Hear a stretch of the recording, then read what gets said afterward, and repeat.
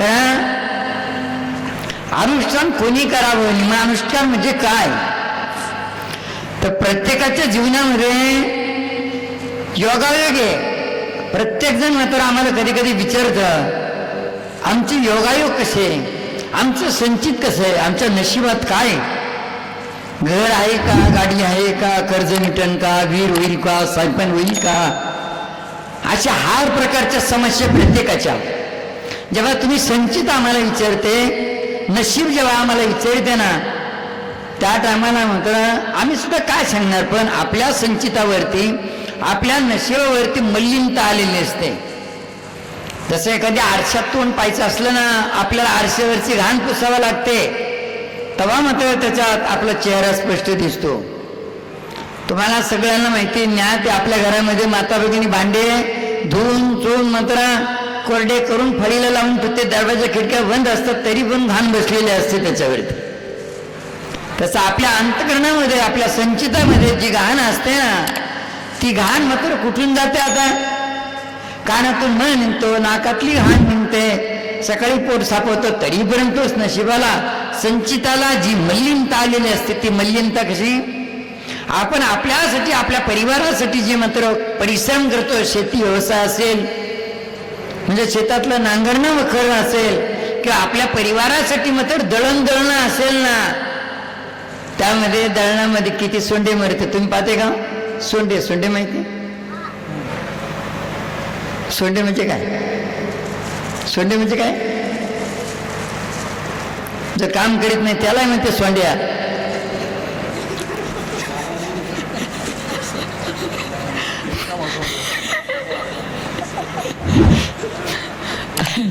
सोंडकिडे, धान्यातले सोंडकिडे. तुम्ही प्रत्येक दाणा काही फोडून पाहत नाही, किती सोंडकिडे मिळते. मग याच्यामध्ये पायीभर दळण जर समजा आपल्या 7-8-10 माणसासाठी, 5 माणसासाठी दळणं, तर त्याच्यात किती सोंडे मरते पाहते का तुम्ही? तुम्ही म्हणले आता तो सोंड्याचा विचार केला तर मग जीवन सोडून द्यावा लागेल. पण तुम्हाला सोंड्याचा विचार करायचा नाही, पण अनुष्ठान करायचंय. त्याने ती मलिनता येते, ती मलिनता धुवून जाते. अनुष्ठान म्हणजे अणु म्हणजे साखर आणू, चहा आणू, फकी आणू नाही. अनुष्ठान म्हणजे डोळ्यांना न दिसणाऱ्या जीवाची आपल्याकडून हत्या होतं कामा नाही, याला म्हणते अनुष्ठान. महाराज थोडक्यात आपल्या सगळ्यांसाठी नंतर सांगतो काय अनुष्ठान म्हणजे. 7 दिवस मात्र आसन झटकायचं नसतं, आणि प्रत्येक जण आपल्या घरामध्ये ना तर थोडी सुद्धा घाण सहन करत नाही, थोडी सुद्धा घाण सहन करत नाही. चटकन पटकन झाडून बिडून कपडे बिपडे स्वच्छ आहे, पण इथं 7 दिवस अनुष्ठानाचं आसन उचलायचं नाही. आसन उचलावताना जेव्हा झटकते तर त्या टायमाला त्याच्यावरती कधी मुंगी, एखादा किडा, एखादा जीव जंतू जर मरेल ना, तर तुमच्या त्या अनुष्ठानाचा उपयोग नाही. मग आज मात्र आमचं जे आहे तर नित्य अनुष्ठान आहे, नित्य अनुष्ठान आहे. का? डोक्यात कंग घालायचं नाही, डोक्यात कंग घालायचा नाही. का कंग घालायचा नाही? एक केस तुटला तरी एक जीवाची हत्या केल्याचा दोष तुम्हाला लागतो. परंतु तुम्ही आयुष्यभर मात्र डोकं विचारत राहतात, कितीतरी केस तुटतात तरीपर्यंत त्याचा विचार करत नाही. म्हणून मात्र ती मलिनता जी आपल्या संचितावर येते ना, ती मलिनता धुण्याकरता अनुष्ठान आहे. त्यानंतर दात घासायचे नाही. तोंडामध्ये 32 दात आहे आपल्या, या 32 दातामध्ये 32 देवता आहे. तर ज्या टायमाला दात घासतो ना त्या टायमाला वाजते का नाही? चुकू वाजते का ते दात घासताना? जेवढे वाजले तेवढे चांगले निघतात असं वाटतं मला ना. जेवढे वाजले तेवढे चांगले निघते. तुम्हाला एखादं लहान मूल माहिती आहे ना, लहान मूल, त्याला आंघोळ घालताना तुम्ही काय करते? आंघोळ घालताना लहान मुलाला पाय पसरते, त्याला पायावर झोपवते, पायावर झोपवते का नाही? तोंडवर करून इकडचा पाय इकडचा हात, इकडचा पाय इकडचा हात, नंतर मात्र पालथं झोपवते. त्याचं मुंडकं मात्र पायाच्या, दोन्ही पायाच्या मध्ये टाकते. ते किती रडू द्यावं. तसं मात्र इथं दातांना सुद्धा, दातात असणाऱ्या देवांना सुद्धा आपल्याकडून त्रास होता कामा नाही. म्हणून 7 दिवसाच्या कालावधीत दात घसायचे नाही, दात घसायचे नाही, डोक्यात कंगवा घालायचा नाही, कपडे पिळायचे नाही. आता कपडे पिळायचे नाही, इथे तिथे मग तुम्ही दिसावा श्री हरीशी जनार्दना, प्रत्येक ठिकाणी परमेश्वराला पाहिजे. आता एखाद्या कपड्याने आपल्याला चांगल्या ठिकाणी घेऊन गेला, कपड्या चांगल्या ठिकाणी घेऊन गेला, एखाद्या सभेमध्ये एखाद्या मंत्री महोदयाच्या समोर म्हणतात, एखाद्या सभेमध्ये घेऊन गेला कपडा, आणि त्याच कपड्याला जर आपण असं पिळलं ना, पिळलं त्याचं मुंडकं पिळल्यासारखं होतं. आणि मग सांगा बरं, तो कपडा आपल्याला अंगावरती आहे ना, तोपर्यंत आपल्याला मात्र चांगल्या पद्धतीची सुख शांती यश आरोग्य लाभू देणार नाही. अनुष्ठान फक्त कपडा पिळायचा नाही. जेवढ्या बाह्य गोष्टी आहे, बाह्य गोष्टीचा त्याग करायचा अनुष्ठानामध्ये. बाह्य गोष्टीचा त्याग म्हणजे तर आपल्यामध्ये कोणीतरी आहे, कोणी आपल्यामध्ये अहंकार, चांगल्या चांगल्याला मात्र खाली आणलं बरं अहंकार. तुम्ही म्हणलं मला अहंकारच दिसत नाही, कुठे पाहता अहंकार दिसत नाही. आपल्याबरोबर कोणीतरी बोलतं, कोणीतरी बोलतं. महाराजांनी पहिल्याच कथेमध्ये सांगितलं का नाही तुम्हाला, महाराजांनी पहिल्या कथेत सांगितलं का नाही, एखाद्या ताईंना नथनी बनवली, नथनी बनवली, ज्यांनी नथनी बनवली त्या नथनी बनवणारच तीनदा नाव काढतील, पण ज्यांनी नाक बनवलं त्याचं नावच कोणी काढत नाही. नाक जर नकटे ठेवलं असतं तर नथनी सोडली असते का? नाकच नसतं ठेवलं तर नथनी कुठं घातली असते? तसा मात्र हातात अहंकार आहे. आरसा समोर घेतल्यानंतर, आरसा समोर घेतल्यानंतर आपण पाहतो टीका लावताना कसं दिसतो, कशी दिसते? कोण बोलतं आपल्या बरोबर? अहंकार बोलतं का नाही? घड्याळ असलं तर, आणि अंगठी असली तर हा अहंकार बोलतो. म्हणून अंगठ्या वापरायच्या नाही, घड्याळ वापरायचं नाही, त्यामध्ये आरशात तोंड पाहायचं नाही, हे म्हणतात नाही आपलं अनुष्ठानात. तुमच्या हातात घड्याळ नसलं तर कथा पाठपर्यंत चालेल. आता घड्याळ चालू शकताय, आम्हाला घड्याळाची आवश्यकताच नाही. घड्याळाचं आमचं कधी जमत, आमचं कुट्यामधलं घड्याळ मात्र ते 15-20 मिनिटं मात्र माग आहे.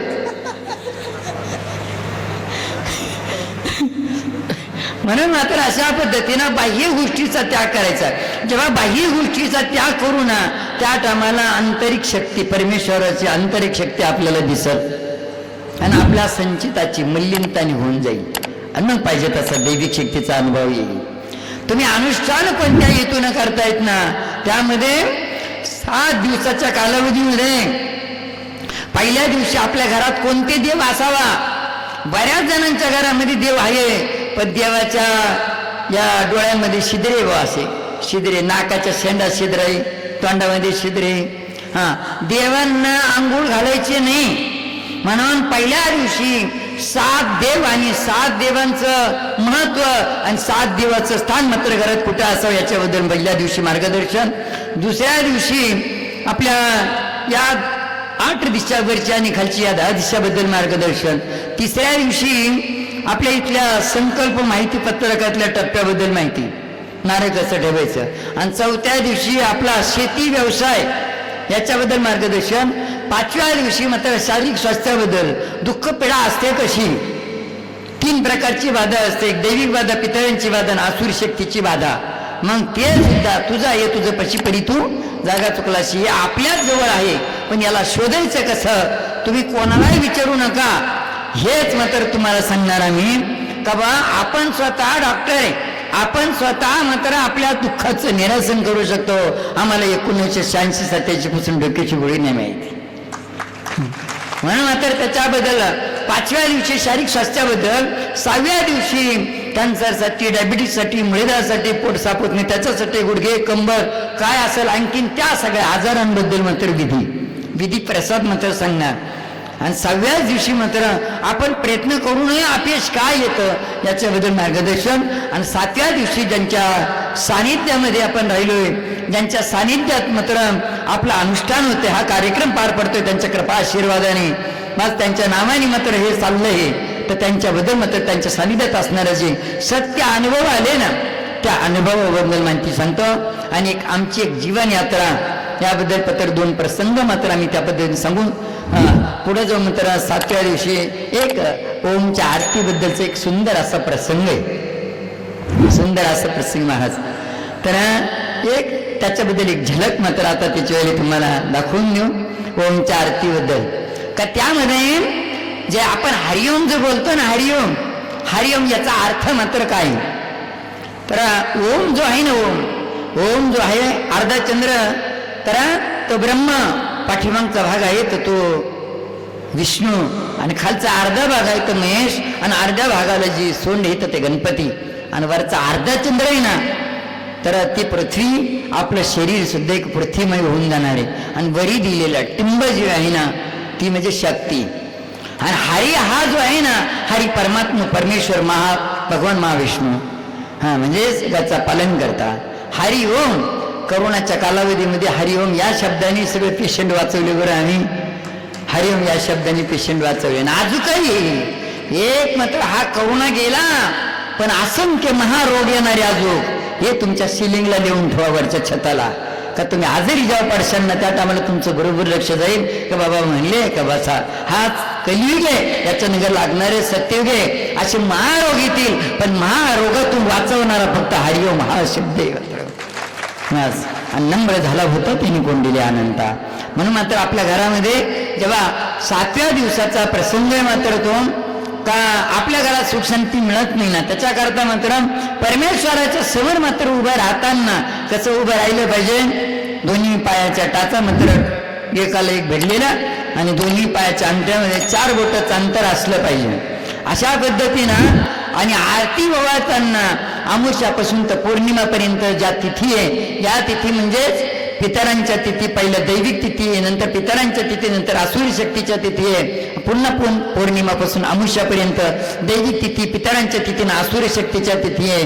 आणि यामध्ये अशा पद्धतीनं अर्धा चंद्र आणि अर्धा चंद्राच्या नंतर मात्र सगट चंद्र, अशा पद्धतीने जर अमावस्यापासून तर पौर्णिमापर्यंत आणि पौर्णिमापासून अमावस्यापर्यंत सगळ्या तिथींना तुम्ही आणती वळण्याचा योगायोग मात्र मिळतो. आणि सगळ्या तिथीची देवी देवता, पितर आणि आपल्या आसुरी शक्तीचे सुद्धा मात्र शक्ती तुमच्यावरती प्रसन्न होते. म्हणून अशा पद्धतीनं. आणि ओम मरते आरती ओळी ना ओम मध्ये, त्यामध्ये एक उदाहरण आहे. जसं मात्र तुमच्या कोऱ्या कागदावरती सही घेतली आणि सांगितलं बा सगळीची सगळे टिंबटिंब, माझं नाव टिंबटिंब, माझ्या चहा फकीचं चहा चाळणीसो सगळी इस्टेट टिंबटिंब यांच्या नावावर करून देतो, बस तुमची खाली सही आहे, तर सगळे इस्टेट मात्र त्यांच्या नावावर होऊन जाईल. अशा पद्धतीनं मात्र म्हणून आरती ओम मध्ये आरती ओळा. एक तुम्हाला ओम मध्ये आरतीची झलक दाखवून उद्याच्या कार्यक्रमाचं थोडंसं नियोजन मात्र तुम्हाला आम्ही सांगतो, त्याबद्दल अनुष्ठानासाठी. तर सगळं साहित्य नंतर स्टॉलवरती मिळेल. आणि सकाळी मात्र अनुष्ठान आपल्या सूर्यदेव उगायच्या टायमाला अनुष्ठान बसल. माता भगिनीच्या अनुष्ठानाची व्यवस्था मात्र इकडे करतोय आपण. भाऊ दादाच्या अनुष्ठानाची व्यवस्था मात्र तिकडच्या पद्धतीनं मात्र तिकडे करतोय. ती सगळे रात्रीतून टेक्चर विक्चर सगळं तयार होईल. त्या पद्धतीनं आपले साहित्य मात्र जे घरातली सुपारी आणि आपल्या घरातून मात्र एक तांब्या घेऊन यायचा, त्याच्यावरती नारळ आणि आपल्या आंब्याचे पानं मात्र घेऊन या. तर ते पानं आंब्याचे कळसावरती ठेवायला. आणि त्याच्यामध्ये तर 1 रुपयाचा ठोकळा मात्र आम्ही इथे देणार आहे. आणि तुम्हाला जर घरामध्ये देवस्थानी जर सुपारी नसेल, कुठल्याही कार्याला सुरुवात करताना त्या सुपारीची पूजा करून कार्याला सुरुवात करा. यात्रेला जाताना ती सुपारी बरोबर घेऊन जा, तुमची यात्रा सफल होईल. अशा पद्धतीनं मात्र ती सुपारी सर्व कामाला येते. ज्यांच्या घरात सुपारी नाही, जे अनुष्ठानला आले, पण कदाचित मात्र आम्ही सांगतो तुम्हाला का ती सुपारी अनुष्ठानाची कायमस्वरूपी वापरा. नाही ती सुपारी बा उंदरा मांजरांना नेली तर नेऊ द्या, पण त्याच्या खालचा 1 रुपया तोच ठेवा. इथे आल्यानंतर तुम्हाला आम्ही सुपारी पण बदलून देऊ, नसल सुपारी तर सुपारी पण देऊ. काळसामध्ये 1 रुपया, छोटा 1 रुपया जो राहतो ना, तो 1 रुपया काळसात टाकायचा. काळसाची उत्तर पूजा झाल्यानंतर तो रुपया तुमच्याकडे ठेवत राहायचा. तुमच्याकडे लक्ष्मी येण्याचं योगावर आहे. अशा पद्धतीनं सुंदर असं थोडंसं आरतीचं संगीत